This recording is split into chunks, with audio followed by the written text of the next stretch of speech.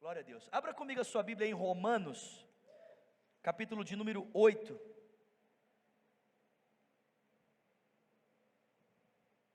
Romanos capítulo 8,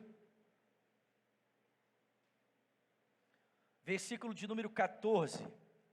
Nessa noite nós vamos falar sobre a disciplina da orientação. Diga orientação. Diga para o irmão do seu lado, orientação. Quantos precisam de direção de Deus para a sua vida? Quantos precisam aqui? Pergunta para a pessoa do seu lado, meu irmão, você precisa de direção de Deus para a sua vida? Quantos precisam aqui? Todos nós, amém, queridos? Olha o que o apóstolo Paulo diz, Romanos capítulo 8, versículo de número 14.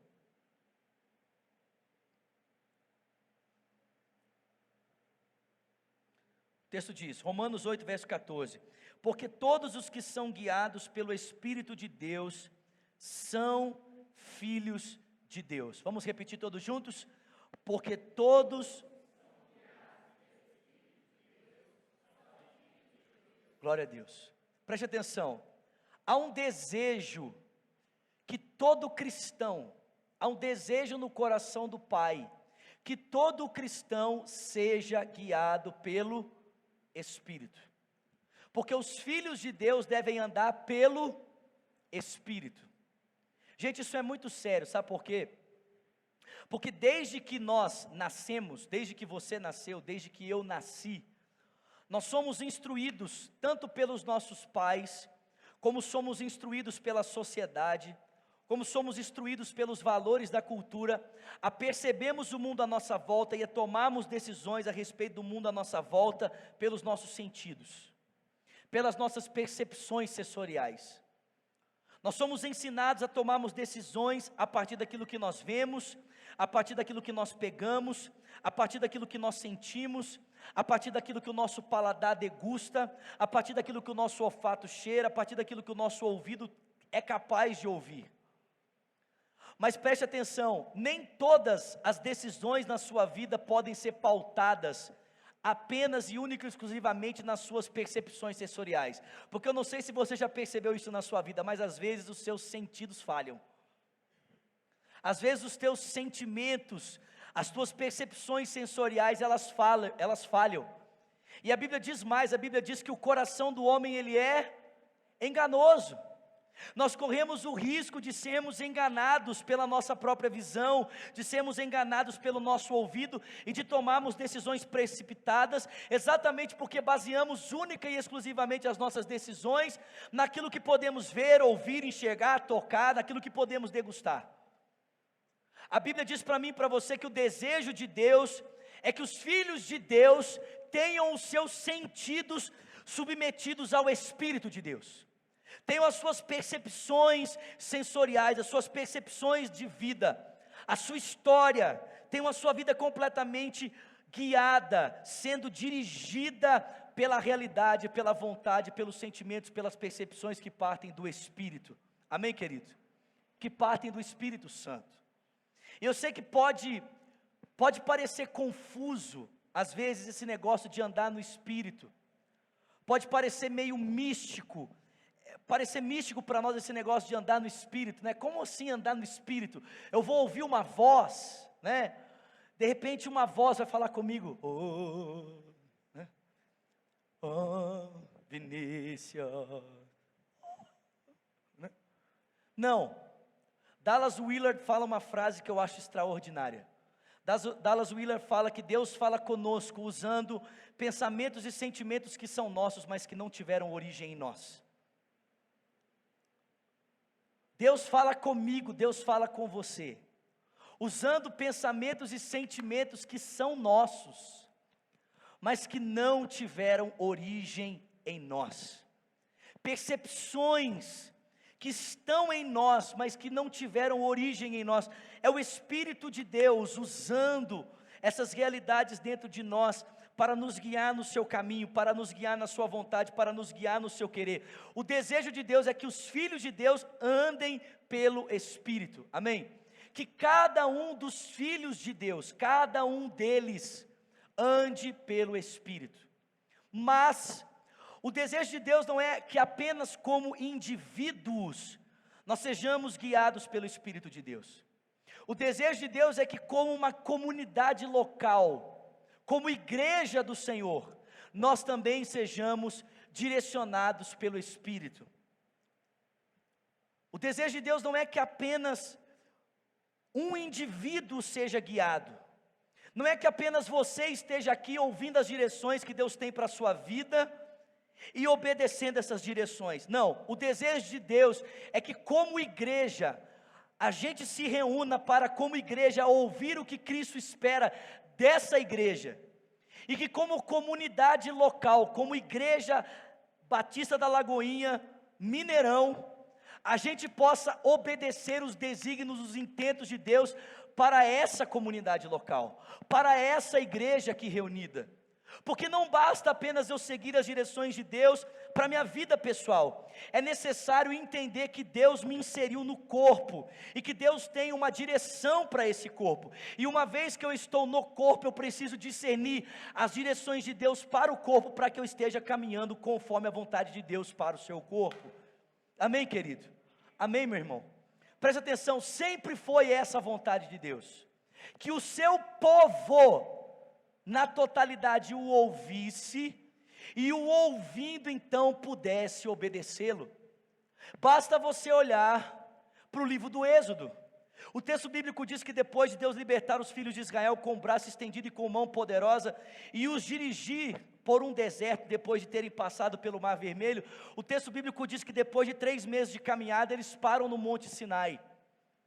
E Deus então fala com Moisés, dizendo: Moisés, diga ao povo para que se consagre, diga ao povo para que se prepare, diga ao povo para que tome um banho, para que se limpe, porque daqui a alguns dias eu vou descer na montanha para me encontrar com o meu povo. O objetivo de Deus não era encontrar-se com Moisés, o objetivo de Deus não era encontrar-se com alguns indivíduos, Deus queria encontrar-se com o seu povo, com o seu povo. Mas o texto bíblico diz que quando o povo compareceu para estar diante do Senhor, para ouvir a sua voz, era tão apavorante o aspecto de Deus sobre aquele monte, que o povo preferiu que Deus falasse a Moisés e que Moisés falasse ao povo. Preste atenção, querido, não foi Deus quem inseriu Moisés no relacionamento entre ele e o povo, foi o povo quem inseriu Moisés no seu relacionamento com Deus. Porque eles temeram a Deus, porque eles tiveram medo de Deus, porque o aspecto de Deus naquela montanha era tão apavorante. O povo disse: que negócio é esse de Deus falar com a gente? Sai para lá. Se Deus falar conosco, nós vamos morrer. Que Deus fale com Moisés e que Moisés fale a nós. Agora presta atenção, gente, Moisés era tão humano quanto o restante do povo. Sim ou não? Ou Moisés tinha um aspecto divino nele que o restante do povo não tinha? Sim ou não? Não. Não existia nada de diferente em Moisés do restante do povo. Ele era tão homem quanto todo o restante do povo. Havia em Moisés apenas um desejo de estar diante de Deus. Havia um desejo intenso de conhecer a Deus. E aquele povo, por temer a Deus, preferiu apartar-se de Deus e ter no meio deles um intermediário, do que decidir aproximar-se de Deus para ouvir a sua voz. Agora, sabe o que é interessante? É que com o passar do tempo, Até esse intermediário entre Deus e o povo começou a ser desprezado. Porque o texto bíblico diz para mim e para você que após os filhos de Israel se estabelecerem na terra prometida e passarem pelo tempo dos juízes, onde não havia rei sobre eles, o texto bíblico diz que no final do livro dos juízes, esses homens se voltam para o seu líder, o último juiz, Samuel, e eles pedem para eles um líder conforme o modelo das outras nações. Presta atenção, o problema não estava em desejar um rei. O texto bíblico diz que Deus tinha um rei para a história de Israel. O problema era desejar um rei no modelo das outras nações. E o texto bíblico diz que porque os filhos de Israel desejavam um rei que fosse para eles a figura que Deus era para eles através do seu profeta Samuel, o texto bíblico diz então que Saul é instituído como rei para Israel. E o profeta então se torna secundário. E quando você olha posteriormente para a história de Israel, depois da instituição dos reis, da divisão do reino, o profeta que outrora era desprezado porque foi colocado à parte pelo desejo de um rei que fosse para eles como Deus. O texto bíblico diz que o povo não apenas passou a rejeitar os profetas, mas passou a persegui-los, a odiá-los e a matá-los. Presta atenção, querido, o desejo de Deus era que o povo de Deus se apresentasse a Ele para ouvir a sua voz. Mas porque o povo não desejava ouvir a voz de Deus diretamente, porque o temia, preferiram um profeta. Mas após terem um profeta, eles preferiram um rei em detrimento do profeta. E depois de terem um rei, eles não apenas preferiram um rei em detrimento do profeta, mas eles começaram a perseguir os profetas, a matarem os profetas, a odiarem os profetas, a não darem mais ouvidos à voz profética. E o texto bíblico diz que por essa razão, Deus então, após o exílio da Babilônica, Ele se calou.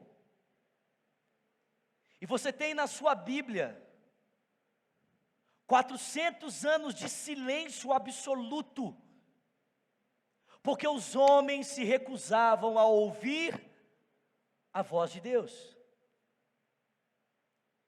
O que é interessante é que após a aparição de João Batista anunciando o caminho para o Senhor, Jesus Cristo ele se apresenta ao povo de Israel. Jesus Cristo dá então início ao seu ministério público. Eu não sei se você já leu o Evangelho de Mateus, mas o Evangelho de Mateus ele começa de uma forma muito interessante. Parece que Mateus propositalmente ele está usando para mim e para você o cenário da história dos israelitas para nos contar a história do Filho de Deus, Jesus Cristo. Assim como Deus escolheu para si um povo e levou esse povo para o Egito e trouxe esse povo de volta, conduzindo-os por um deserto, passando pelas águas, e levou esse povo até um monte Sinai para que ali eles pudessem ouvir a voz de Deus. Olha que coisa interessante, o texto bíblico diz que Jesus Cristo, ele aparece, ele é escolhido por Deus e após o seu nascimento ele é levado para onde? Para onde? Para o Egito. E depois de ser levado para o Egito, ele volta, e após passar pelas águas do batismo, como os israelitas passaram pelo Mar Vermelho, Jesus Cristo é conduzido para onde, irmãos? Para onde? Para um deserto, como os filhos de Israel foram conduzidos para o deserto. E após ser conduzido ao deserto, Jesus Cristo vai para onde? Para o Monte das Oliveiras, como os israelitas foram para o Sinai. E é interessante que o Filho de Deus, quando chega no Monte das Oliveiras, ele se assenta, chama os seus discípulos à sua volta, e ele passa a ensiná-los, dizendo: bem-aventurado são os pobres de espírito, porque deles é o reino dos céus. Jesus está restaurando a voz de Deus no meio do povo, porque Moisés dizia ao povo de Israel, Deus disse, mas Jesus diz ao povo de Israel, eu porém vos digo, por quê? Porque Ele é o próprio Deus falando ao seu povo. Ele é o próprio Deus falando ao seu rebanho, falando ao desejo, falando ao coração do seu povo. Amém, queridos? Abra comigo em Mateus capítulo 18. Mateus 18, versículo de número 18. Olha o que Jesus diz: digo-lhes a verdade, tudo que vocês ligarem na terra, será ligado nos céus, e tudo que vocês desligarem da terra, terá sido desligado no céu. Também lhes digo que se 2 de vocês concordarem na terra, a respeito de qualquer assunto sobre o qual pedirem, isso será feito pelo meu Pai que está nos céus. Porque onde estiver 2 ou 3 reunidos em meu nome, aí eu estou no meio deles. Preste atenção, qual é o desejo de Jesus? O desejo de Jesus é que quando a comunidade se reúne, a comunidade se reúna em torno dele, para que a comunidade possa ouvir a sua voz, para que a comunidade possa receber da sua orientação, possa receber da sua direção, querido. Preste atenção, aquilo que os homens perderam com o passar do tempo, aquilo que os homens foram deixando de lado por causa do medo, por causa da consciência do pecado, o Filho de Deus veio restaurar a nós. Ele veio restaurar a capacidade do povo de Deus de ouvir a voz de Deus. Ele veio nos dar novamente essa graça de, como comunidade local, como povo de Deus reunido, não apenas como indivíduos, mas como povo de Deus reunido, ouvimos a sua voz e obedecemos os seus direcionamentos. Amém, queridos? Você está comigo aqui? Preste atenção, olha como isso é importante, querido. Olha como isso é importante. Olhe para o livro de Atos dos Apóstolos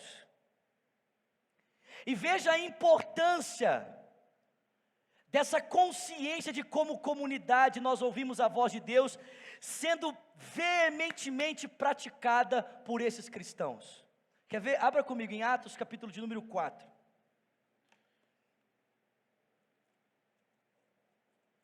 Atos capítulo 4.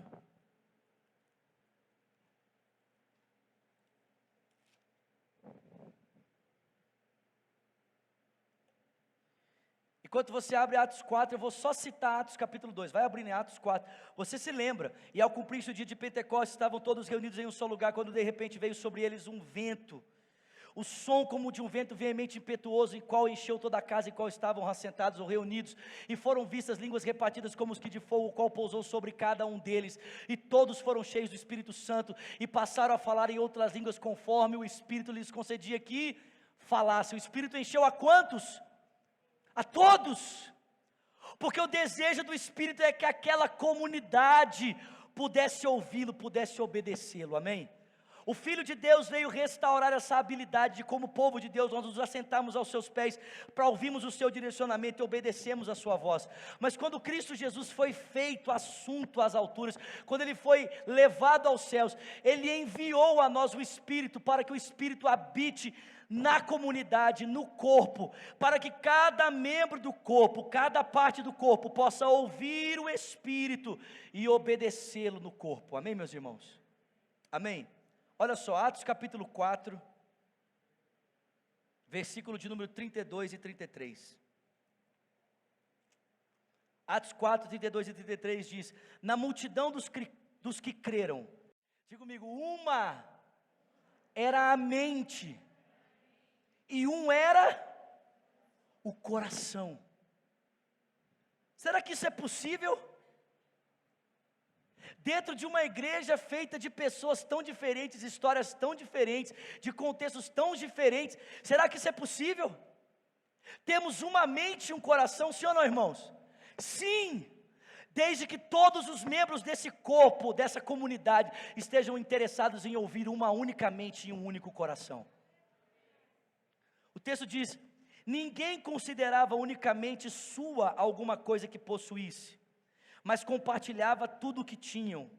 E com grande poder os apóstolos continuavam a testemunhar da ressurreição do Senhor, e grandiosa graça estava sobre eles. Alguém pode dar um glória a Deus? Diga comigo, uma era a mente, diga o coração. Venha para um outro texto, por favor, Atos capítulo de número 13. Atos capítulo 13, olha isso aqui, irmão. Olha isso aqui, irmão. Isso aqui é muito forte. Atos 13, verso 1. Na igreja de Antioquia, havia profetas e mestres. Barnabé, Simeão chamado Níger, Lúcio de Cirene, Manaém que fora criada com Herodes o tetrarca e Saulo.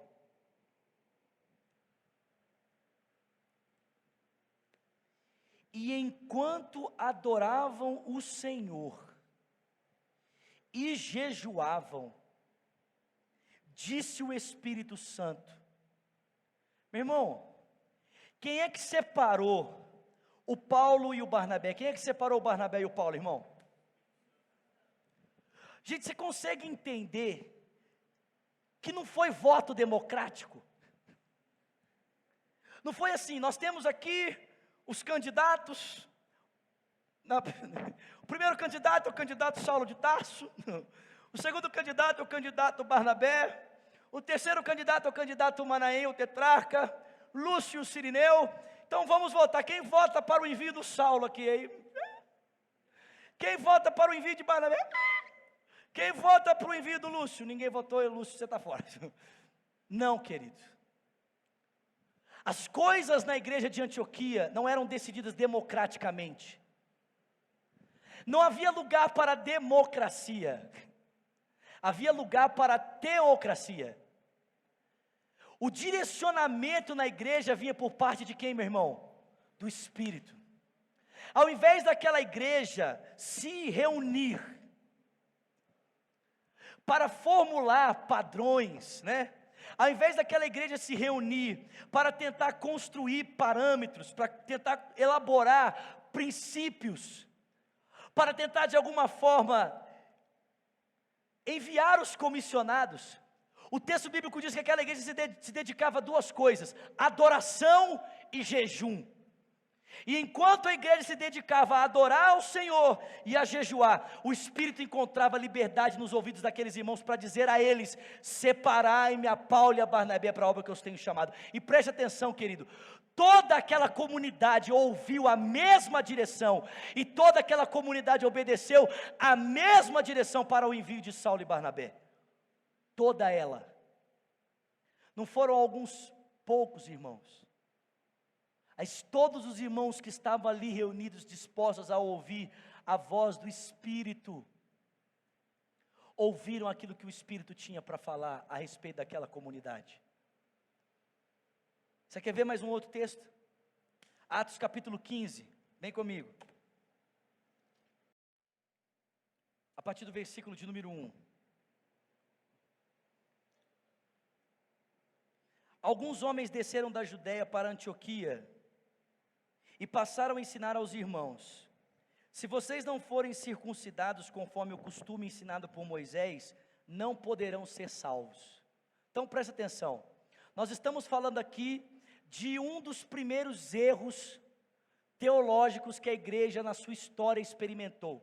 O primeiro obstáculo, o primeiro erro que a igreja precisou vencer na sua história foi um obstáculo administrativo. O texto bíblico diz que havia desavença entre as viúvas dos gregos e as viúvas dos judeus, porque as viúvas gregas estavam se sentindo prejudicadas na distribuição do alimento. Como é que os apóstolos decidiram isso? Simples. Eles disseram: não é nossa função servir as mesas, nós nos dedicaremos à oração e à pregação. Instituam homens cheios do Espírito. Cheios do Espírito. Qual era o critério para a solução desse problema? Gente cheia do Espírito Santo. Para resolver problemas administrativos na igreja, o que a gente faz? Contrata uma empresa de gestão. Sim ou não, irmão? Não. Gente cheia do Espírito. Gente cheia, a gente não tem nada contra, gente, né? Não temos nada contra. Gente cheia do Espírito. O texto bíblico diz que o segundo problema que a igreja enfrentou foi a perseguição externa. Como é que a igreja resolveu esse problema da perseguição externa? O texto bíblico diz que estavam eles reunidos orando, dizendo: Senhor, nós te damos graças porque o Senhor nos considerou dignos de sermos perseguidos por causa do nome do teu filho. Nós oramos para que o Senhor estenda as suas mãos, para que enquanto pregamos a palavra se façam prodígios, sinais e maravilhas em nome do teu servo Jesus Cristo, a quem esses homens estão perseguindo. E o texto diz que tendo eles orado, tremeu o lugar em que estavam reunidos, e todos foram cheios do Espírito Santo. Como é que a igreja resolveu o problema administrativo? Gente cheia do Espírito. Como é que a igreja resolveu um problema de perseguição externa? Gente cheia do Espírito. E agora a igreja está diante de um problema teológico. Tem gente dizendo: se vocês não circuncidar, não vão ser salvos. Vamos ver como é que a igreja resolveu isso? Isso levou Paulo e Barnabé a uma grande contenda, a uma grande discussão com eles. Assim, Paulo e Barnabé foram designados junto com outros para irem a Jerusalém tratar dessa questão com os apóstolos e com os presbíteros. A igreja os enviou, e ao passarem pela Fenícia e por Samaria, contaram como os gentios tinham se convertido. Essas notícias alegravam muito a todos os irmãos. E chegando a Jerusalém, foram bem recebidos pela igreja, pelos apóstolos e pelos presbíteros, a quem relataram tudo quanto Deus tinha feito por intermédio deles.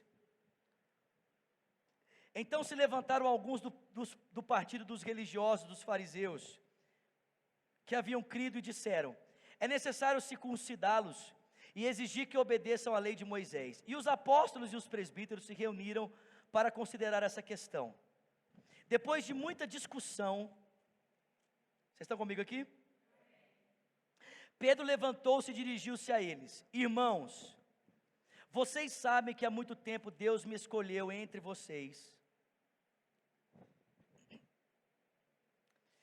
para que os gentios ouvissem dos meus lábios a mensagem do evangelho e crescem.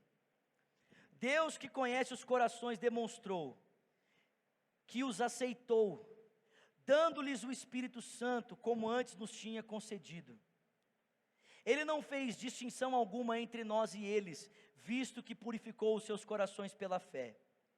Então, por que agora vocês estão querendo tentar a Deus, pondo sobre os discípulos um jugo que nem nós e nem os nossos antepassados conseguimos suportar de modo nenhum? Cremos que somos salvos pela graça do nosso Senhor Jesus, assim como eles também. E toda a assembleia ficou em silêncio enquanto ouvia Barnabé e Paulo falando de todos os sinais e maravilhas que por meio deles Deus fizera entre os gentios. E quando terminaram de falar, Tiago tomou a palavra e disse: irmãos, ouçam-me. Simão nos expôs como Deus no princípio voltou-se para os gentios, a fim de reunir dentre as nações um povo para o seu nome. Concordam com isso as palavras do profeta, como está escrito: depois disso voltarei e reconstruirei a tenda caída de Davi, e reedificarei as ruínas e restaurarei, para que o restante dos homens busque o Senhor, e todos os gentios sobre os quais tem sido invocado o nome, diz o Senhor, que faz essas coisas conhecidas desde os tempos antigos. Portanto, julgo que não devemos pôr dificuldade aos gentios que estão se convertendo, ao contrário, devemos escrever a eles, dizendo-lhes que se abstenham da comida contaminada pelos ídolos, da imoralidade sexual e da carne sacrificada da carne de animais estrangulados e do sangue. Pois desde os tempos antigos Moisés é pregado em todas as cidades, sendo lido nas sinagogas todos os sábados. E então os apóstolos e os presbíteros com toda a igreja decidiram escolher alguns entre eles e enviá-los a Antioquia com Paulo e Barnabé. E escolheram Judas, chamado Barsabas, e Silas, 2 líderes entre os irmãos. E com eles enviaram a seguinte carta: os irmãos apóstolos e presbíteros, aos cristãos gentios que estão em Antioquia, na Síria e na Cilícia, saudações. Soubemos que alguns saíram do nosso meio sem nossa autorização e perturbaram, transtornando a mente de vocês com o que disseram. Assim concordamos todos em escolher alguns homens e enviá-los a vocês, com os nossos amados irmãos Paulo e Barnabé, homens que têm arriscado a vida pelo nome do Senhor Jesus Cristo. Portanto, estamos enviando Judas e Silas para confirmarem verbalmente o que estamos escrevendo. Preste atenção. Pareceu bem ao Espírito Santo e a nós não impor a vocês nada além das seguintes exigências necessárias: que se abstenham da comida sacrificada aos ídolos, do sangue, da carne de animais estrangulados e da imoralidade sexual. E vocês farão bem em evitar essas coisas, e que tudo lhes vá bem. Presta atenção. Pareceu bem a quem, irmãos? Ao Espírito Santo e a nós. Essa igreja, para resolver os seus problemas administrativos, ouviu o Espírito. Para resolver os seus problemas de perseguição, era cheia do Espírito. E para resolver os problemas teológicos, consultava o Espírito.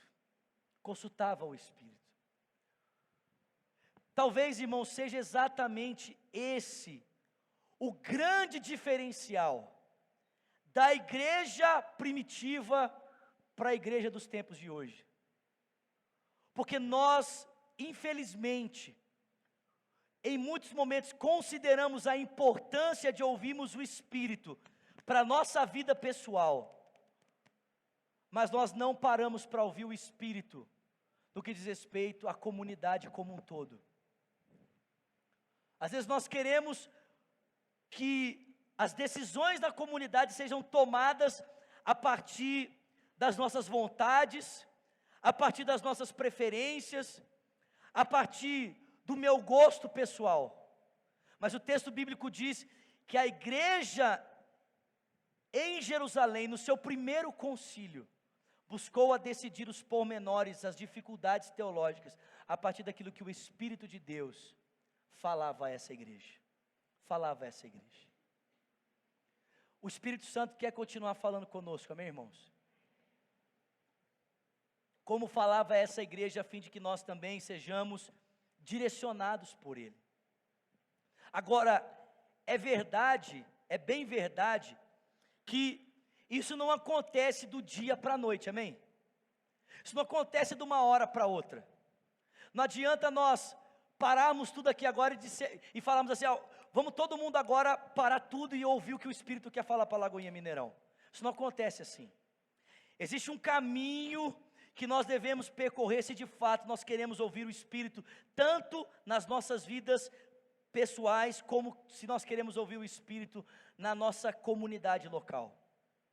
E normalmente Deus, Ele nos ajuda a aprendermos a trilhar esse caminho, colocando pessoas que têm uma maturidade espiritual maior do que nós, na nossa vida para nos ajudar a discernirmos a voz do Espírito. Se nós queremos como igreja, se nós queremos como Lagoinha Mineirão, ouvirmos o que o Espírito tem para nós, nós precisamos entender que nem todos ainda alcançamos essa maturidade de ouvir o Espírito. Amém, meus irmãos? Amém? Não estou julgando os irmãos aqui não, mas alguns de nós ainda estão dando os seus primeiros passos. Alguns de nós estão aprendendo a ouvir Deus agora. E porque nós ainda estamos aprendendo a ouvir o Senhor, Deus muitas vezes coloca pessoas mais maduras ao nosso lado, para que a gente possa, através dessas pessoas, aprender a ouvir e a discernir a voz do Espírito. Amém, querido? Preste atenção. Um orientador espiritual, um mentor espiritual, nada mais é do que uma pessoa que vai desempenhar uma função carismática, pura e simplesmente. Essa pessoa vai liderar você, com a força da sua vida, a aprender a ter um discernimento espiritual. E só para você entender o que eu estou falando aqui, vou te dar um exemplo. Na história de Francisco de Assis, espero que você não escandalize, né? Eu gosto muito de Francisco de Assis, gente, muito, gosto da história dele, acho muito bonito. Mas na história de Francisco de Assis, a história dele conta que chegou um determinado momento em que no convento ele estava sendo desafiado a investir mais na sua espiritualidade, na oração, no jejum e na adoração. Mas Francisco de Assis, ele tinha uma impressão no seu coração de que Deus estava empurrando ele para fora do convento, para pregar o evangelho e cuidar dos pobres. E porque ele estava em dúvida a respeito dessa decisão na sua vida, o que ele fez? Ele escreveu uma carta a 2 mentores espirituais, 2 pessoas que ele considerava gente que tinha um nível, entre aspas, né, se assim pode dizer, um nível espiritual maior com Deus do que ele. E ele então ficou em oração esperando pela resposta daquelas pessoas. E quando aquelas pessoas então se colocaram para ouvir Deus a respeito daquilo que Francisco de Assis estava colocando diante de Deus, essas pessoas, ao ouvirem Deus, mandaram então a resposta para ele por intermédio de cartas através de um mensageiro. E quando o mensageiro chegou, Francisco de Assis o recebeu, preparou uma janta para ele e decidiu lavar os seus pés.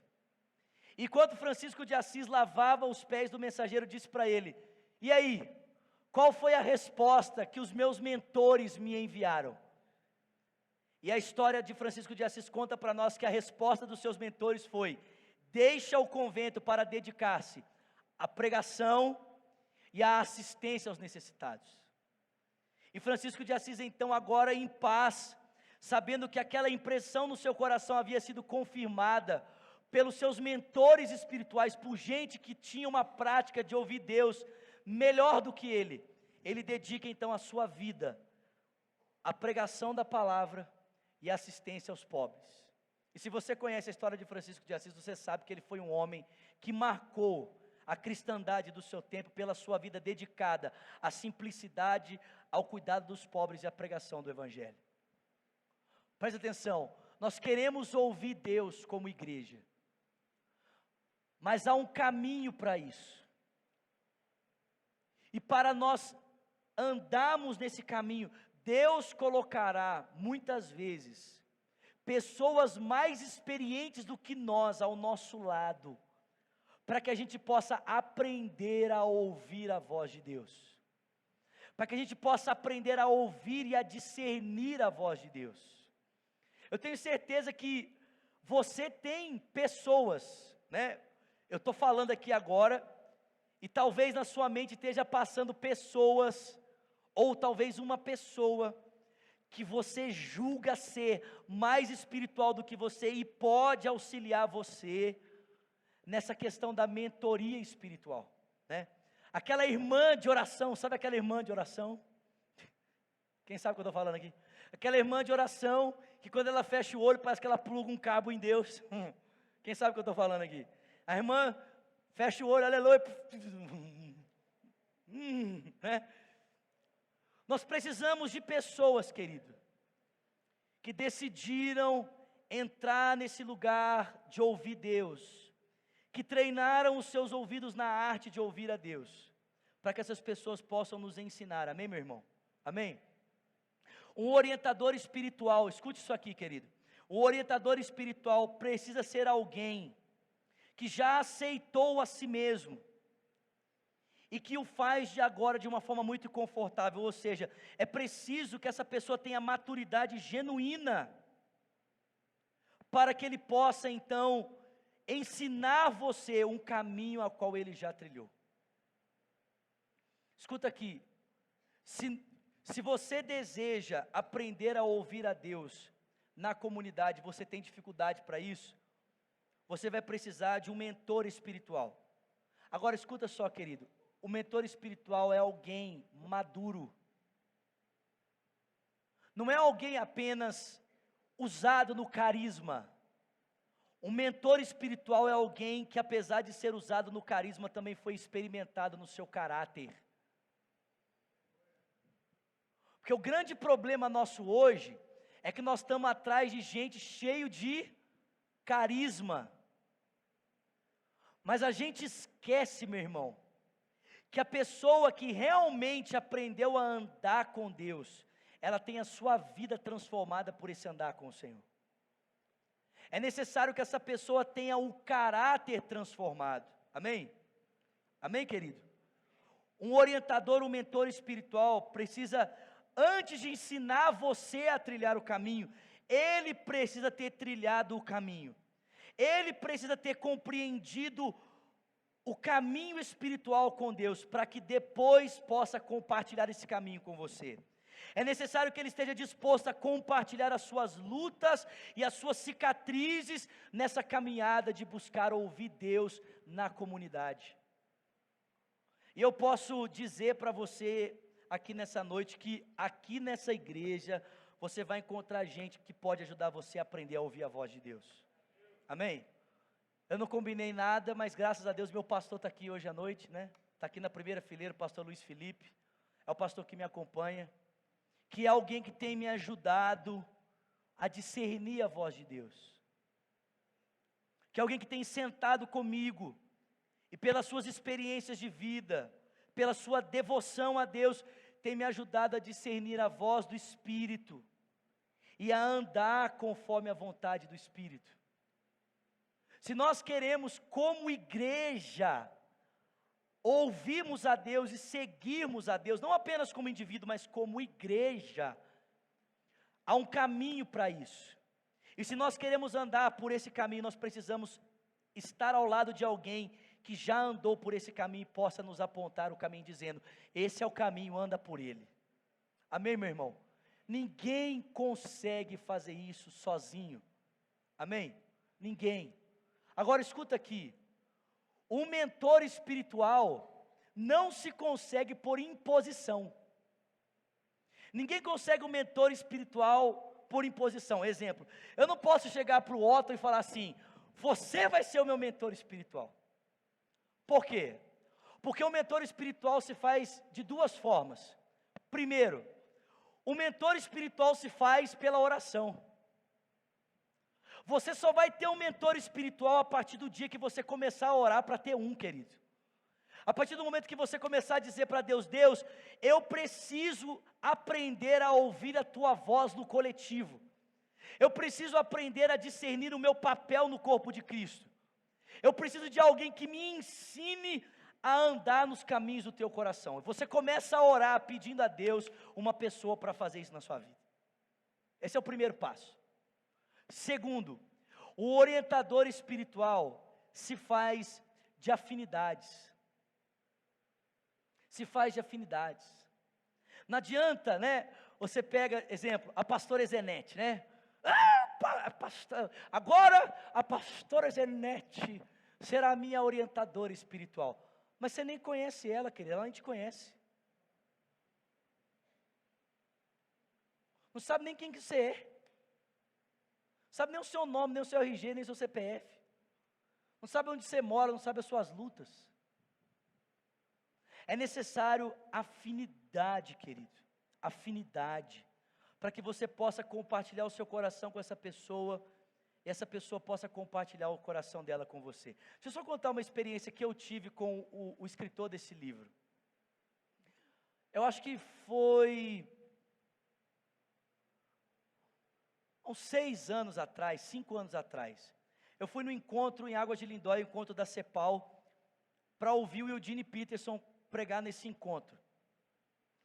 O Eugene Peterson é o cara que fez a tradução da Bíblia à mensagem. Só que nessa época, a esposa do Eugene Peterson ficou doente, e ele não pôde vir. E aí quem que ele mandou no lugar dele? O Richard Foster. Ô irmão, era só balabacharias. Mas eu lembro que teve um dia, que eu estava muito preocupado, muito angustiado a respeito de uma situação. E ele estava pregando sobre direcionamento espiritual, e ele falou assim: olha, se você quer receber uma oração sobre isso, vem aqui na frente, eu quero orar por vocês.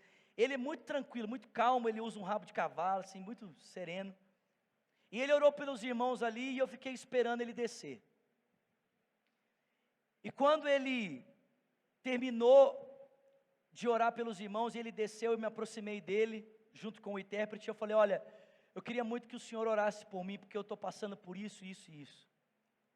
Ele olhou para mim, ele falou assim, quero orar por você, rapaz. E ele fechou os olhos, ele colocou as duas mãos dele sobre as minhas mãos, e a oração dele foi muito simples, querido, a oração dele foi muito simples. Ele começou a orar dizendo, Senhor, faz ele perceber que tudo está no lugar que deveria estar. Senhor, faz ele perceber que tudo está no lugar em que deveria estar. Só que depois que ele orou por mim, ele foi embora, querido. Acabou. Ficou nessa oração, né? Eu queria, de repente, né? Pegar o e-mail do irmão. Ô, irmão, então, vamos trocar umas figurinhas depois. Mas ele orou por mim. Senhor, faz ele perceber que está tudo no lugar que deveria estar. Me deu um abraço, tchau, foi embora. Por quê, meu irmão? Porque entre eu e ele não havia afinidades, não havia vínculos. Não havia vínculos. Se nós queremos um mentor espiritual, nós precisamos de pessoas que terão vínculos na nossa vida. Nós precisamos orar por essas pessoas, para que Deus coloque essas pessoas na nossa vida. No carisma, a gente chama isso de conexões divinas. São pessoas que Deus vai colocar na sua vida para ajudar você no cumprimento do propósito, meu irmão. São pessoas que serão específicas na sua vida, querido, para determinados momentos, para determinados propósitos. Amém, meu irmão? Você está comigo aqui? Glória a Deus. Só para nós encerrarmos aqui. O que nós precisamos tomar cuidado são com os exageros que essa orientação pode chegar a ter na minha vida e na sua vida. O desejo de Deus não é apenas falar conosco individualmente, o desejo de Deus é falar conosco no coletivo. É falar com a comunidade, é que a comunidade se reúna para ouvir o Espírito. E uma vez que a comunidade ouça o Espírito, ouve o Espírito, então ela possa obedecê-lo. Amém? Mas para nós aprendermos a ouvir o Espírito, é necessário que Deus coloque pessoas mais experientes, mentores na nossa vida, para que a gente possa ouvir o Espírito e obedecê-lo. O que nós precisamos é tomar cuidado com alguns exageros que esse mentoreamento pode chegar a ter. Primeiro, nós precisamos tomar cuidado para que o mentorear de alguém na nossa vida não se torne uma manipulação ou um controle. Infelizmente, há alguns anos atrás, quando o movimento de células explodiu no nosso país, alguns pastores, muito desejosos de ver a sua igreja crescer, começaram então a procurar, os movimentos de célula, os apóstolos e tal. E aí esses irmãos começaram a ser orientados por esses apóstolos, a ser orientados por esses líderes.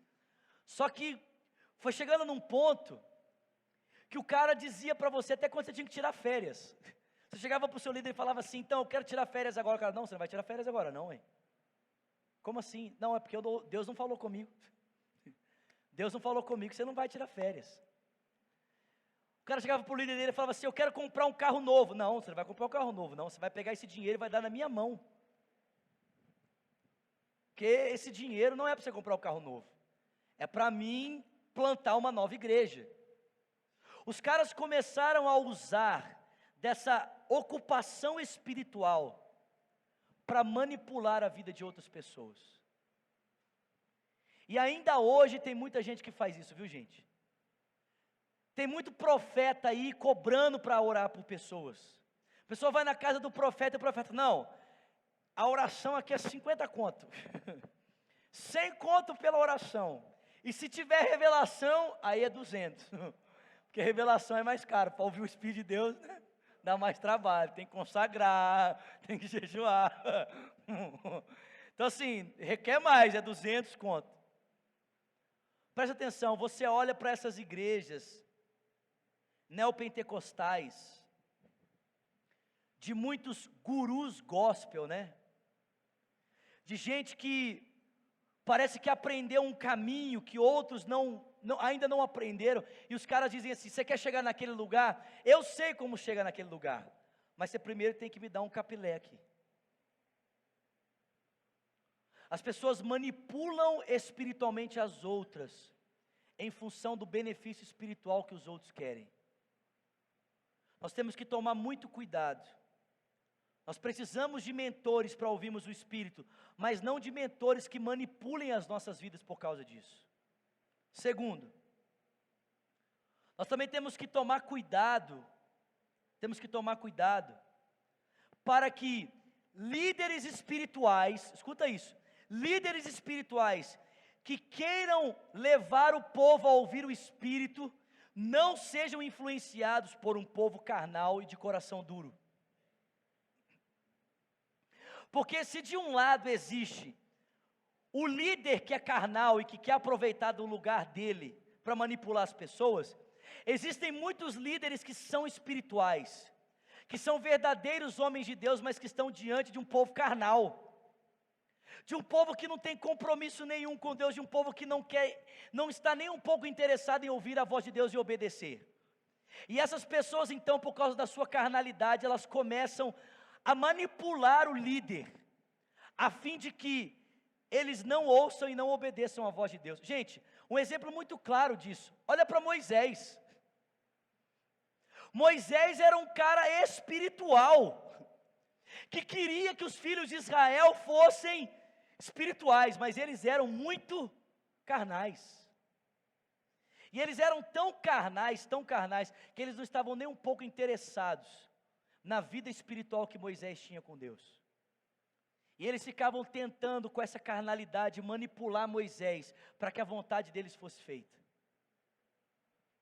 Nós precisamos de um mentoreamento, que não nos leve à manipulação, mas nós também não devemos ser carnais, tentando de alguma forma manipular os nossos líderes com isso. Terceiro, nós precisamos de um mentoreamento, que nos dê direções, que não desacordem com o texto bíblico. Pessoas que nos ensinem a ouvirmos a voz do Espírito, mas que essas direções do Espírito de Deus não sejam em desacordo com a palavra de Deus. E por último lugar, nós precisamos entender que em alguns momentos, ao tentarmos ouvir o Espírito Santo, nós poderemos entrar em desacordo. Nós poderemos ouvir, como corpo de Cristo, direções opostas.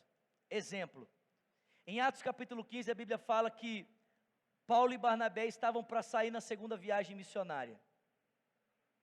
E tanto Paulo como Barnabé estavam orando e buscando saber qual era o conselho do Espírito a respeito de João Marcos. Se ele deveria ir ou se ele deveria ficar. Paulo desejava que João Marcos ficasse, mas Barnabé desejava que João Marcos fosse. E porque ambos tinham impressões diferentes a respeito daquele assunto, o texto bíblico diz que eles se desentenderam e eles se separaram.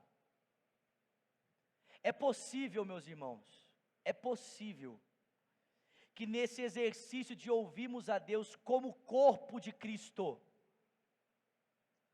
a gente tenha percepções diferentes. E se nós tivermos percepções diferentes a respeito de alguns assuntos, a postura que nós devemos ter é uma postura de graça e de amor para com os irmãos que nós temos posições diferentes. Nós não devemos ser arredios, nós não devemos ser grosseiros, nós não devemos ser ásperos com essas pessoas, mas nós devemos prudentemente, pacientemente, aceitar esses irmãos e esperar até que o Espírito, por meio da comunidade num todo, traga clareza a respeito desse assunto. Amém, meus irmãos? Amém? Deus quer falar conosco, amém, queridos? Deus quer falar conosco, como indivíduos, mas também como comunidade da fé. Deus quer falar a essa igreja, Ele quer falar a esse povo, amém? Não apenas através da sua palavra. Enquanto a palavra está sendo pregada, Deus está falando com o seu povo. Mas Deus quer falar conosco, meu irmão, de forma específica. Deus quer trazer direcionamentos específicos para a nossa igreja, como comunidade. Mas para isso nós precisamos aprender a ouvi-lo juntos. E não permitirmos que essas direções elas caiam nesses erros da manipulação, da carnalidade do povo, de uma instrução que fuja aos parâmetros bíblicos, ou de por ouvirmos direções contrárias entrarmos em atrito. Amém, querido?